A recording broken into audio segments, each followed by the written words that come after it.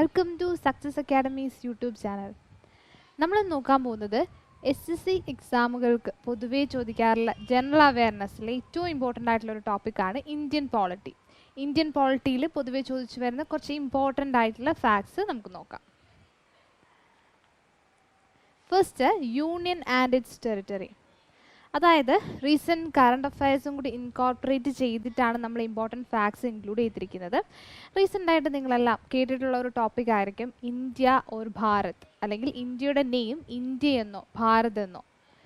അതുമായി ബന്ധപ്പെട്ട് നമുക്ക് ഒരു കോൺസ്റ്റിറ്റ്യൂഷണൽ പ്രൊവിഷൻ തന്നെയുണ്ട്. Article 1 of the Indian constitution എന്താണ്? It says that India, that is Bharat, as a union of states rather than a federation of states. Okay, Article 1 എന്താണ് കൃത്യമായിട്ട് ഓർത്തിരിക്കുക. ഇങ്ങനൊരു ടോപ്പിക്ക് കറണ്ട് അഫെയറിൽ വന്നതുകൊണ്ട് തന്നെ ഇത് ഓർത്തിരിക്കുക. അത് പറയുന്നത് India that is Bharat as A union of States rather than A federation of state. ഈ ആർട്ടിക്കിൾ 1 ഇമ്പോർട്ടൻ്റ് ആയിട്ട് പറയുന്ന രണ്ട് കാര്യങ്ങൾ, ഈ ഒരു പ്രൊവിഷൻ രണ്ട് കാര്യങ്ങളാണ് ഇതിൽ നിന്ന് ഡീൽ ചെയ്യുന്നത്. ഒന്ന് നെയിം ഓഫ് ദ കൺട്രി, മറ്റൊന്ന് ടൈപ്പ് ഓഫ് പോളിറ്റി. ഓക്കെ, ഏത് ടൈപ്പ് പോളിറ്റി ആണെന്നും ഈ ഒരു കൺട്രിയുടെ നെയിം എന്താണെന്നും ഇത് ഡീൽ ചെയ്യുന്നുണ്ട്. ഈ ഒരു പ്രൊവിഷനിൽ രണ്ട് പേരുകളും ഇൻ്റർചേഞ്ചബിൾ യൂസ് ചെയ്യുന്നുണ്ട്, ഈക്വൽ ഇമ്പോർട്ടൻസിൽ യൂസ് ചെയ്യുന്നുണ്ട്. ഏതൊക്കെ? ഇന്ത്യ എന്നും ഭാരത് എന്നും യൂസ് ചെയ്യുന്നുണ്ട്. അതായത് കോൺസ്റ്റിറ്റ്യൂവൻ്റ് അസംബ്ലിയിൽ നമ്മുടെ ഇന്ത്യയുടെ നെയിം അല്ലെങ്കിൽ കൺട്രിയുടെ ഒരു നെയിം ചൂസ് ചെയ്യുന്ന സമയത്ത് കുറച്ച് പേര് ഇന്ത്യ എന്ന് ഫേവർ ചെയ്യുകയും കുറച്ച് പേര് ഭാരത് എന്ന് ഫേവർ ചെയ്യുകയും ചെയ്തു.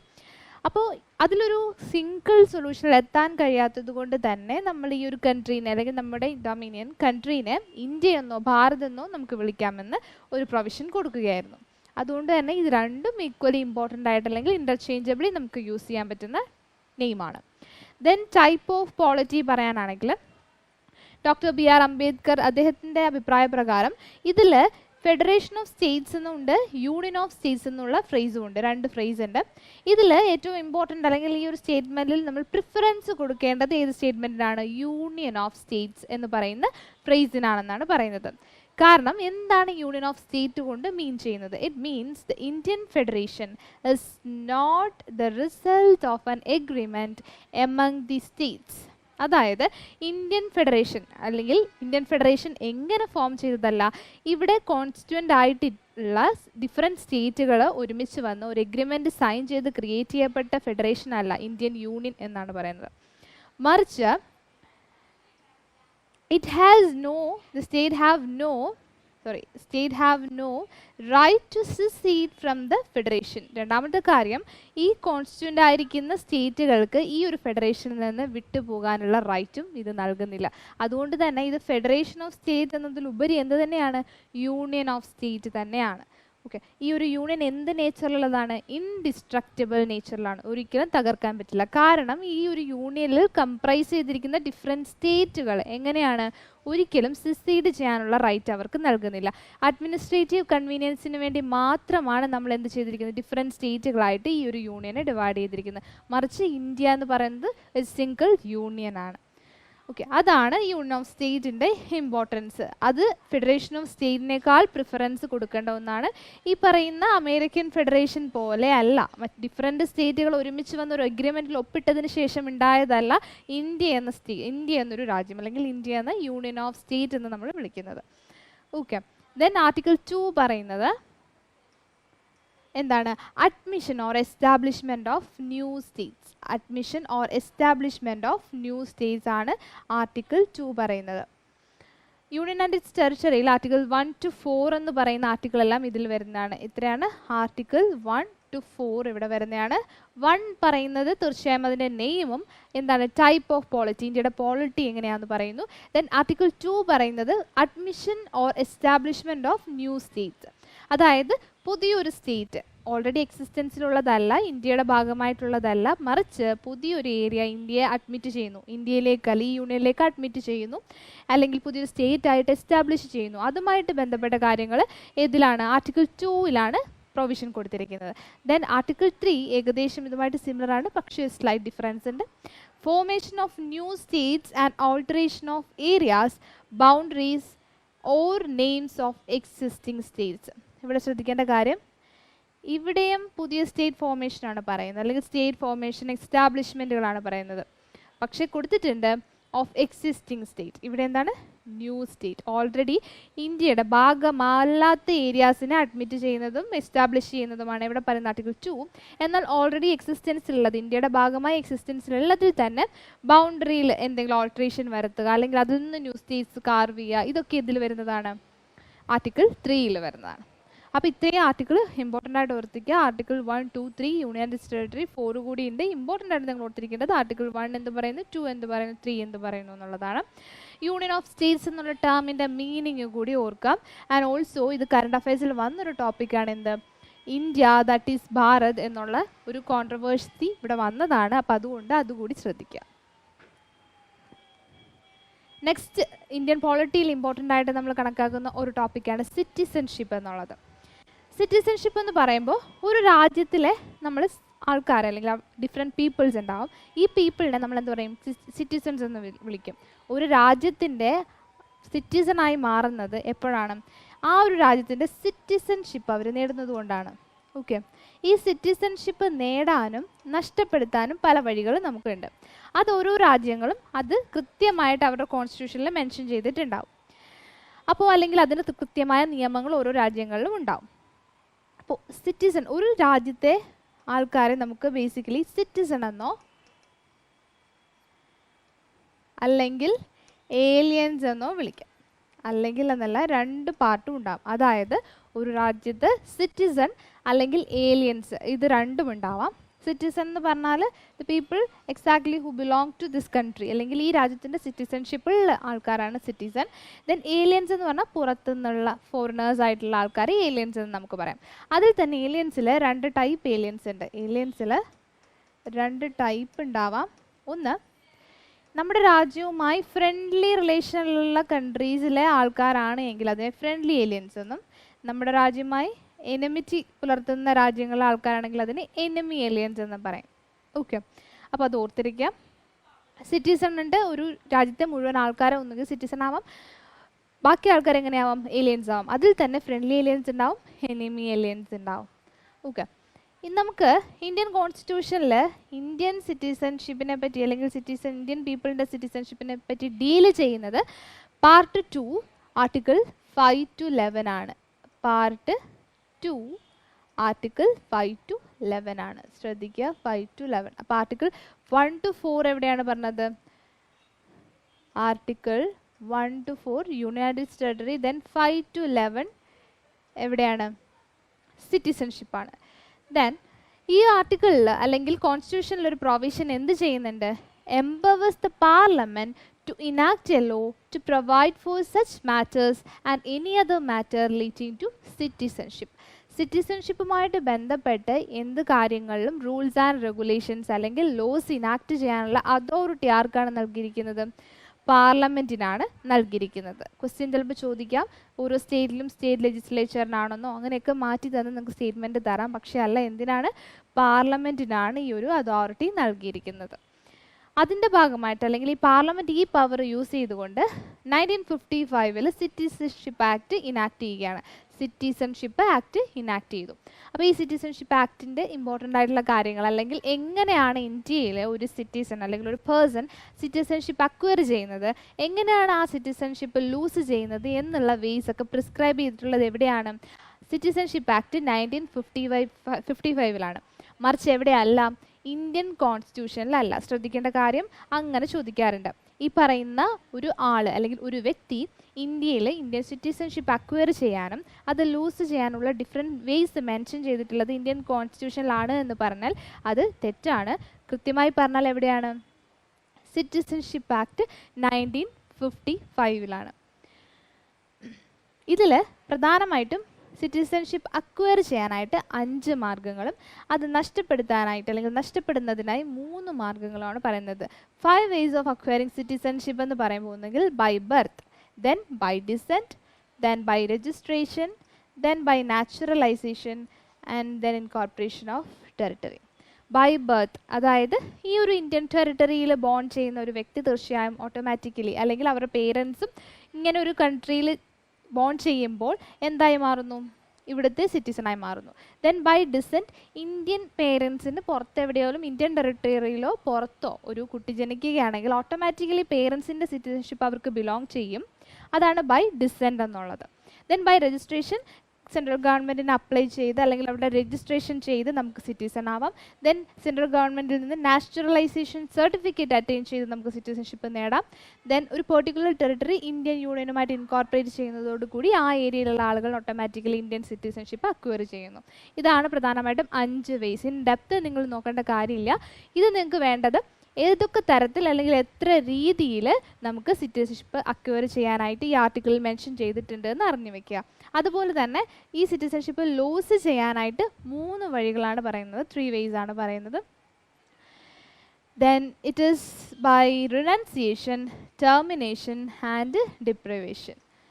അതായത് നമുക്കൊരു പേഴ്സണാലിറ്റിക്ക് സ്വന്തമായിട്ട് ഇന്ത്യൻ സിറ്റിസൺഷിപ്പ് വേണ്ടെങ്കിൽ അതെന്ത് ചെയ്യാം, റിനൗൺസ് ചെയ്യാം. അതാണ് ബൈ റിനൗൺസിയേഷൻ. ബൈ ടെർമിനേഷൻ എന്ന് പറഞ്ഞാൽ ഏതെങ്കിലും ഒരു പേഴ്സണാലിറ്റി, ഓൾറെഡി സിറ്റിസൺഷിപ്പ് ഉള്ള ഒരു പേഴ്സണാലിറ്റി, ഇന്ത്യൻ സിറ്റിസൺഷിപ്പ് ഉള്ള ഒരു പേഴ്സണാലിറ്റി അല്ലെങ്കിൽ ഇന്ത്യൻ സിറ്റിസൺ മറ്റൊരു രാജ്യത്തിൻ്റെ സിറ്റിസൺഷിപ്പ് അക്വയർ ചെയ്യുന്നതോടുകൂടി ഓട്ടോമാറ്റിക്കലി എന്ത് നഷ്ടപ്പെടുന്നു, ഇന്ത്യൻ സിറ്റിസൺഷിപ്പ് ടെർമിനേറ്റ് ആവുന്നു. ദെൻ ബൈ ഡെപ്രിവേഷൻ, ഏതെങ്കിലും തരത്തിലൊരു threat Indian security, Indian national സെക്യൂരിറ്റിക്ക് എഫക്റ്റ് ചെയ്യുന്ന ഒരു വ്യക്തിയാണെങ്കിൽ ആ വ്യക്തി അൺലോഫുൾ ആക്ടിവിറ്റിയിൽ ഏർപ്പെടുന്നുണ്ടെങ്കിൽ അങ്ങനെയൊക്കെയുള്ള സ്പെഷ്യൽ ആയിട്ടുള്ള ആൾക്കാർ അല്ലെങ്കിൽ കേസസിൽ എന്ത് ചെയ്യും, അവരുടെ സിറ്റിസൺഷിപ്പ് നമ്മൾ ഡിപ്രൈവ് ചെയ്യാറുണ്ട് by deprivation. Okay, deprivation. Renunciation, termination, deprivation. 3 ways of losing Indian citizenship and 5 ways of acquiring citizenship include by birth, by descent, by registration, by naturalization and by the incorporation of territory. ഇത് എവിടെയാണ് mention ചെയ്തിരിക്കുന്നത്? Citizenship act 1955. ഈ ഒരു act പാർലമെൻറ്റിന് enact ചെയ്യാനായിട്ട് ആരാണ് authorisation അല്ല ആരാണ് power നൽകുന്നത്? ഇന്ത്യൻ കോൺസ്റ്റിറ്റ്യൂഷനാണ്. ഇന്ത്യൻ കോൺസ്റ്റിറ്റ്യൂഷനിലെ 5 to 11 ആർട്ടിക്കിളിലാണ് ഇത് നൽകിയിരിക്കുന്നത്. ഇനി പ്രധാനമായിട്ടും നമുക്ക് ഈ ഇന്ത്യൻ പോളിറ്റി എന്ന് പറയുന്ന മറ്റൊരു കാര്യമാണ് ഷെഡ്യൂൾസ് എന്നുള്ളത്. ഇന്ത്യൻ കോൺസ്റ്റിറ്റ്യൂഷനിലെ ഡിഫറെൻറ്റ് പാർട്സുകളും ഡിഫറെൻറ്റ് ഷെഡ്യൂൾസുകളും ഡിഫറെൻറ്റ് ആർട്ടിക്കിൾസുമായിട്ടാണ് ഈ പ്രൊവിഷൻസ് എല്ലാം നൽകിയിരിക്കുന്നത്. അതിൽ ഷെഡ്യൂൾസ് നമുക്ക് ആദ്യം കോൺസ്റ്റിറ്റ്യൂഷൻ ഇനാക്ട് ചെയ്യുന്ന സമയത്ത് 8 ഷെഡ്യൂൾസ് ആയിരുന്നു ഉള്ളത്. കറൻ്റ്ലി ഇപ്പോൾ 12 ഷെഡ്യൂൾസ് ആണ് ഉള്ളത്. ഓരോ ഷെഡ്യൂൾസ് ഓരോ number wise, first schedule to 12th schedule എന്ന് നമ്മൾ പറയും. ഈ ഷെഡ്യൂളിലൊക്കെ ഓരോ പെർട്ടിക്കുലർ പ്രൊവിഷൻസ് നൽകിയിട്ടുണ്ട്. ഒന്നുകിൽ ഈ പ്രൊവിഷൻ നൽകിയിട്ട് ഏത് ഷെഡ്യൂളാണ് ഇത് മെൻഷൻ ചെയ്തിരിക്കുന്നത് ചോദിക്കാം, അല്ലെങ്കിൽ ഷെഡ്യൂൾ നമ്പർ തന്നിട്ട് ഇതിലേത് പ്രൊവിഷനാണ് നൽകിയിരിക്കുന്നതെന്ന് ചോദിക്കാം. അപ്പം ഈ 12 ഷെഡ്യൂൾസ് അറിഞ്ഞിരിക്കുക ഇമ്പോർട്ടൻ്റ് ആണ്. ഇതിനൊരു കോഡ് കൂടി നമുക്ക് ഓർത്ത് വെച്ച് പഠിക്കാം. അപ്പം നമുക്ക് ഓരോ ഷെഡ്യൂൾസ് ആയിട്ട് നോക്കിയിട്ട് അത് പറയാം. അപ്പോൾ അതിൽ വരുന്നതാണ് ഫസ്റ്റ് ഷെഡ്യൂൾ. ഫസ്റ്റ് ഷെഡ്യൂളിൽ കൊടുത്തിരിക്കുന്നത് name of the states and their territorial jurisdiction and name of the union territories and extents. എന്താണ് ഫസ്റ്റ് ഷെഡ്യൂളിലെ ലിസ്റ്റിൽ നമ്മൾ ആഡ് ചെയ്ത് വെച്ചിരിക്കുന്നത്?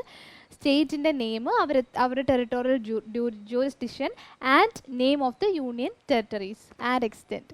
ഇതിനകത്ത് വരുന്ന ആർട്ടിക്കിൾ ഏതൊക്കെയാണ്? ആർട്ടിക്കിൾ 1 to 4 പെർട്ടിക്കുലർലി ഏതിൽ വരും, അല്ലെങ്കിൽ ഇതുമായിട്ട് ബന്ധപ്പെട്ട ആർട്ടിക്കിൾ ഏതാണ്? Article 1 to 4. Then second schedule. Second ഷെഡ്യൂളിൽ the provision relating to emoluments, allowances, privileges and so on of.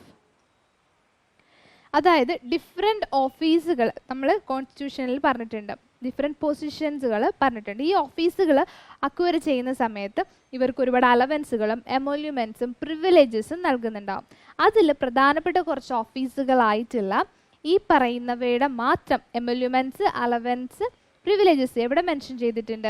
Second ഷെഡ്യൂളിൽ മെൻഷൻ ചെയ്തിട്ടുണ്ട്. ബാക്കിയുള്ളതൊന്നും ഈ ഷെഡ്യൂളിലല്ല, അല്ലാണ്ട് കോൺസ്റ്റിറ്റ്യൂഷനിൽ മെൻഷൻ ചെയ്തിട്ടുണ്ട്. ഈ ഷെഡ്യൂളിൽ സ്പെസിഫിക്കലി ഈ സെക്കൻഡ് ഷെഡ്യൂളിൽ മെൻഷൻ ചെയ്തിരിക്കുന്നത് ആരുടെയൊക്കെയാണ്? President of India, governors of states, then speaker and deputy speaker of Lok Sabha, then speaker and deputy speaker of legislative assemblies of the states, then chairman and deputy chairman of the Rajya Sabha, then the chairman and the deputy chairman of legislative council of different states, then judges of Supreme Court, judges of High Court, controller and auditor general of India. ഇത്രയുമാണ് ഇതിൽ mention ചെയ്തിട്ടുള്ള ഇവരുടെ അല്ലെങ്കിൽ ഇത്രയും ഓഫീസിൽ വരുന്ന ആൾക്കാരുടെ അല്ലെങ്കിൽ പേഴ്സണാലിറ്റി അല്ലെങ്കിൽ പൊസിഷനിൽ എത്തുന്നവരുടെയാണ് എമോല്യൂമെൻറ്റ്സും അലവൻസും പ്രിവിലേജസും എവിടെ മെൻഷൻ ചെയ്തിട്ടുള്ളത്? സെക്കൻഡ് ഷെഡ്യൂളിൽ മെൻഷൻ ചെയ്തിട്ടുള്ളത്. ദെൻ തേർഡ് ഷെഡ്യൂൾ പറയുന്നത് it forms of oaths or affirmation four.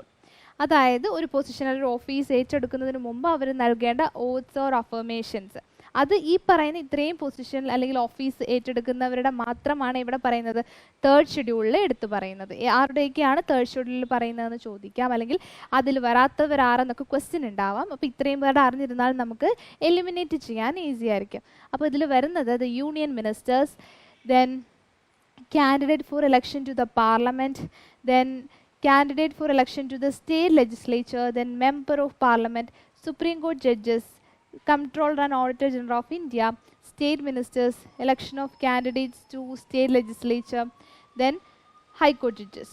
Okay, high court judges. അപ്പോൾ ഏതൊക്കെയാണ് വരുന്നത്, ആരുടെയൊക്കെ ഓത്തർ അഫർമേഷൻ ആണ് തേർഡ് ഷെഡ്യൂളിൽ മെൻഷൻ ചെയ്തിരിക്കുന്നത് വെച്ചാൽ union ministers, state ministers, candidates for election to the parliament, candidates for election to the state legislature, MPs അല്ലെങ്കിൽ member of parliament, Supreme Court judges, Comptroller and Auditor General of India and High Court judges. ഇത്രയും പേരുടെ കൃത്യമായിട്ട് ഓർത്തിരിക്കാം. Next schedule ആണ് fourth schedule. ഇതിനകത്ത് എന്താണ് mention ചെയ്തിരിക്കുന്നത് വെച്ചാൽ allocation of seats in the Rajya Sabha to the states and the union territories. ഓരോ യൂണിയൻ ടെറിട്ടറിക്കും സ്റ്റേറ്റിനും എങ്ങനെയാണ് രാജ്യസഭ സീറ്റ് അലോക്കേറ്റ് ചെയ്യുന്നത് അതിനെ പറ്റിയുള്ള പ്രൊവിഷൻ എവിടെയാണ് കൊടുത്തിരിക്കുന്നത്, fourth ഷെഡ്യൂളിലാണ്. Then fifth schedule include the provisions relating to the administration and control of scheduled areas and scheduled tribes. ഇതൊക്കെയാണ് scheduled areas and tribes. Scheduled areas അല്ലെങ്കിൽ ഷെഡ്യൂൾഡ് ട്രൈബ്സ് ഇവരുടെ അഡ്മിനിസ്ട്രേഷനുമായി ബന്ധപ്പെട്ട പ്രൊവിഷൻസ് എല്ലാം എവിടെ കൊടുത്തിട്ടുണ്ട്, ഫിഫ്ത്ത് ഷെഡ്യൂളിൽ നൽകിയിട്ടുണ്ട്.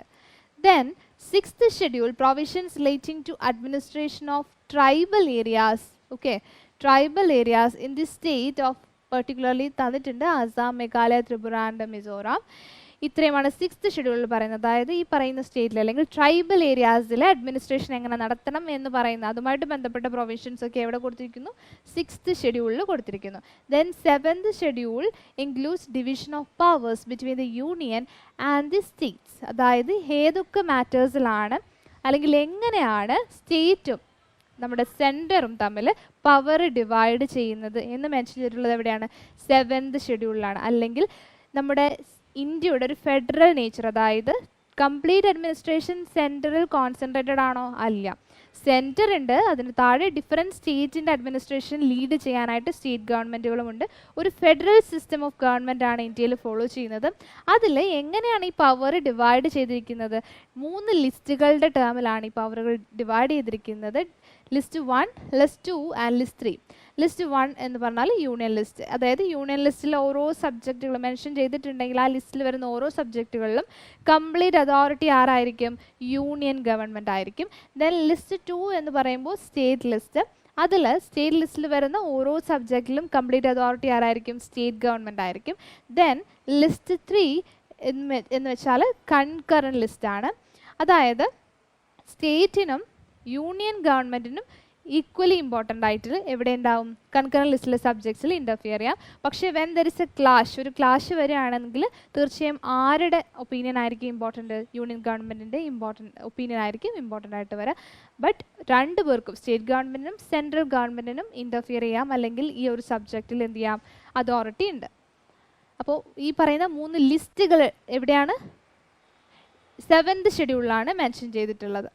ദെൻ എയ്ത്ത് ഷെഡ്യൂളാണ് പറയുന്നത്. എയ്ത്ത് ഷെഡ്യൂൾ എന്ന് പറയുമ്പോൾ നമ്മുടെ ഒഫീഷ്യൽ ലാംഗ്വേജസ് ആണ്, അല്ലെങ്കിൽ കോൺസ്റ്റിറ്റ്യൂഷൻ റെക്കഗ്നൈസ് ചെയ്യുന്ന ലാംഗ്വേജസുകളാണ്. ഒരുപാട് മോർ ദാൻ അല്ലെങ്കിൽ numerous number of lot of languages എവിടെയുണ്ട്, ഇന്ത്യയിലുണ്ട്. ഇത്രപോലെ ഡൈവേഴ്സ് ആയിട്ടുള്ളൊരു കൺട്രിയിൽ ഡൈവേഴ്സ് ലാംഗ്വേജസ് ഉണ്ട്. പക്ഷെ അതിനെല്ലാം തന്നെ നമ്മൾ ഒഫീഷ്യലി റെക്കഗ്നൈസ് ചെയ്യുന്നില്ല. ഇനീഷ്യലി ഇത് അഡോപ്റ്റ് ചെയ്യുന്ന സമയത്ത്, അല്ലെങ്കിൽ ഈ കോൺസ്റ്റിറ്റ്യൂഷൻ അഡോപ്റ്റ് ചെയ്യുന്ന സമയത്ത് അതിനുശേഷം നമ്മൾ 14 ലാംഗ്വേജസ് ആണ് ഒറിജിനലി നമ്മൾ എന്ത് ചെയ്തത്, റെക്കഗ്നൈസ് ചെയ്തിട്ടുണ്ടായിരുന്നത്, അല്ലെങ്കിൽ ഒഫീഷ്യൽ ലാംഗ്വേജസ് ആയിട്ട് അക്സെപ്റ്റ് ചെയ്തിട്ടുണ്ടായിരുന്നത്. പക്ഷേ കറൻ്റ്ലി എത്രയുണ്ട്, 22 ലാംഗ്വേജസ് ഉണ്ട്.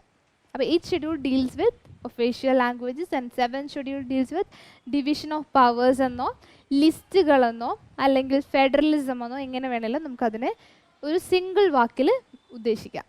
Then 9th schedule. Okay, 9th schedule acts and regulation of the state legislatures dealing with land reforms and abolition of the zamindari system.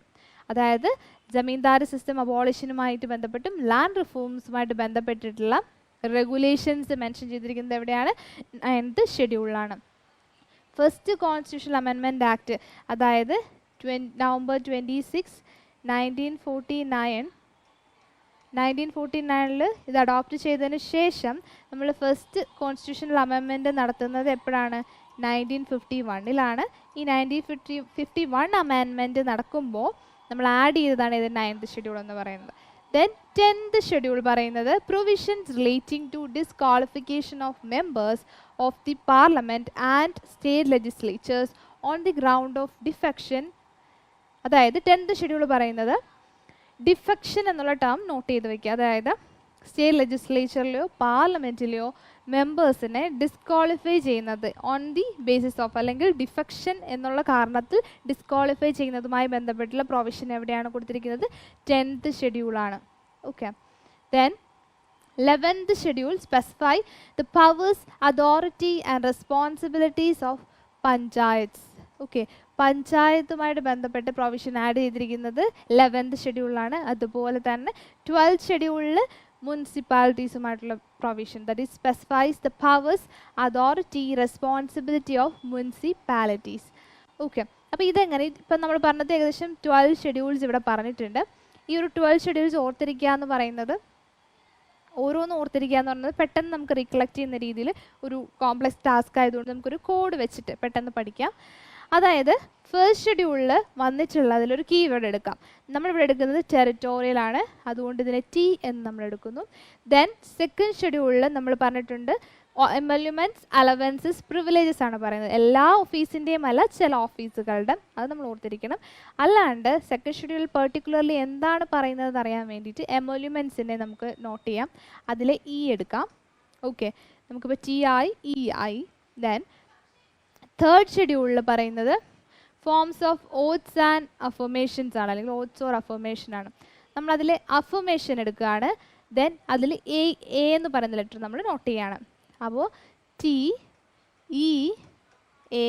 Then അടുത്തത് ഫോർത്ത് ഷെഡ്യൂളാണ്. ഇതിൽ allocation of seats in the Rajya Sabha, നമ്മളതിൽ 6 എടുക്കുകയാണ്, TEAR. Then fifth ഷെഡ്യൂളിൽ പറയുന്നത് provisions relating to the administration and control of scheduled areas. Scheduled areas എന്ന് പറയുമ്പോൾ S എടുക്കുകയാണ്, അല്ലെങ്കിൽ ഷെഡ്യൂൾഡ് ട്രൈബ്സ്, എസ് എടുക്കുന്നു, ടിയേഴ്സ്. ദെൻ സിക്സ്ത് ഷെഡ്യൂളിൽ പറയുന്നത് provisions relating to the administration of tribal areas, അല്ലെങ്കിൽ ഷെഡ്യൂൾഡ് ട്രൈബ്സോ ഷെഡ്യൂൾഡ് ഏരിയാസോ അല്ല, മറ്റ് ഏരിയാസ് ആണ് പറയുന്നത്, അതർ ഏരിയാസ് ആണ്.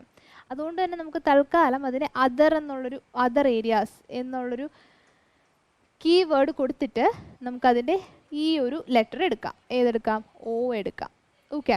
ദെൻ സെവൻത് ഷെഡ്യൂളിൽ പറയുന്നത് ഡിവിഷൻ ഓഫ് പവേഴ്സ് ആണ് between the union and the States in terms of list 1, list 2 and list 3.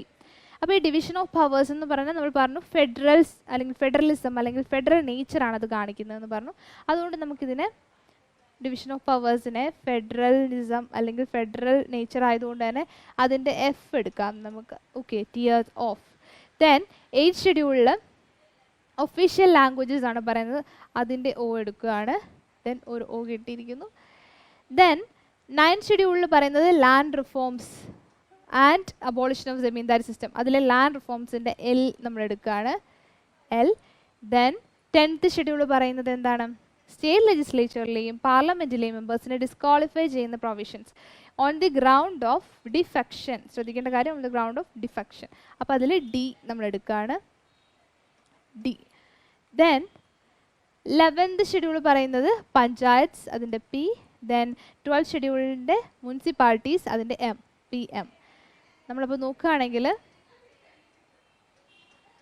TEARS നമുക്ക് കിട്ടിയിരുന്നു, ടിയേഴ്സ് എന്നുള്ളത് നമുക്ക് കിട്ടിയിരുന്നു. ദെൻ ഓഫ് ഓൾഡ് അതുകൂടി നമുക്ക് കിട്ടി, ഓഫ് ഓൾഡ്. ഇവിടെ നമുക്ക് കിട്ടിയിരിക്കുന്നത് എന്താണ്? PM, tiers of old PM. നിങ്ങളിനി ഷെഡ്യൂൾസ് പഠിക്കുമ്പോൾ ഇങ്ങനെ ഓർത്ത് വെച്ച് പഠിച്ചാൽ മതിയാകും. എന്താണ് tiers of old PM? Territory, emoluments, affirmation, Rajya Sabha, scheduled areas, other areas, federalism അല്ലെങ്കിൽ ലിസ്റ്റ് എന്ന് ഓർക്കാം. Then official languages, land reforms, defection, panchayat and municipalities. അപ്പോൾ ഈ ഒരു കോഡൊന്ന് നോട്ട് ചെയ്ത് വെച്ച് പഠിക്കാം. ഇനി അടുത്തൊരു ഇമ്പോർട്ടൻ്റ് ആയിട്ടുള്ളൊരു ടോപ്പിക്കാണ് എന്ത്? Sources of Indian constitution. അതായത് ഇന്ത്യൻ കോൺസ്റ്റിറ്റ്യൂഷൻ ഇത്രത്തോളം ലെങ്തിയസ്റ്റ് ആയിട്ടുള്ള റിട്ടേൺ കോൺസ്റ്റിറ്റ്യൂഷനാണ് ഇന്ത്യക്കുള്ളത്. ഇതുപോലെ ന്യൂമറസ് അല്ലെങ്കിൽ ഡിഫറെൻറ്റ് കൺട്രീൻ്റെ കോൺസ്റ്റിറ്റ്യൂഷനിൽ നിന്ന് പല ഫീച്ചേഴ്സും കടമെടുത്ത് അല്ലെങ്കിൽ അവരുടെ കോൺട്രിബ്യൂഷൻ ഏറ്റുവാങ്ങിക്കൊണ്ടാണ് നമ്മുടെ ഒരു കോൺസ്റ്റിറ്റ്യൂഷൻ നമ്മൾ ഡ്രാഫ്റ്റ് ചെയ്തിട്ടുള്ളത്. അങ്ങനെ ഏതെല്ലാം സോഴ്സിൽ നിന്നാണ് ഇന്ത്യൻ കോൺസ്റ്റിറ്റ്യൂഷനിലേക്ക് ഡിഫറെൻറ്റ് ഫീച്ചേഴ്സ് കടമെടുത്തിട്ടുള്ളതെന്ന് നമുക്ക് നോക്കാം. അത് ചോദിക്കാറുണ്ട്. അപ്പോൾ ആദ്യം വരുന്നത് നമുക്ക് തന്നെ ഉണ്ടായിരുന്ന ഗവൺമെൻറ് ഓഫ് ഇന്ത്യ ആക്ട് 1935, അതായത് 1947 ഇൻഡിപെൻഡൻസിന് മുമ്പ് ഇനാക്ട് ചെയ്ത ഒരു ലോ ആണ് ഗവൺമെൻറ് ഓഫ് ഇന്ത്യ ആക്ട് 1935. അതിൽ പല ഫീച്ചേഴ്സും നമ്മൾ ഇന്നത്തെ കറൻ്റ്ലി നമുക്കുള്ള ഇന്ത്യൻ കോൺസ്റ്റിറ്റ്യൂഷനിലേക്ക് നമ്മൾ കടമെടുത്തിട്ടുണ്ട്. അതിലേതൊക്കെയാണ് വരുന്നത്? Federal scheme, office of governor, judiciary, public service commissions. അപ്പോൾ ശ്രദ്ധിക്കുക, ഈ പറയുന്ന ഫീച്ചേഴ്സ് എവിടെ നിന്ന് എടുത്തിട്ടുള്ളതാണ്? Government of India act 1935. Then British കോൺസ്റ്റിറ്റ്യൂഷനിൽ നമ്മൾ കടമെടുത്തിട്ടുള്ള ഫീച്ചേഴ്സാണ്, ബോറോ ചെയ്ത ഫീച്ചേഴ്സ് ഏതൊക്കെയാണ്? Parliamentary government, rule of law, legislative procedure,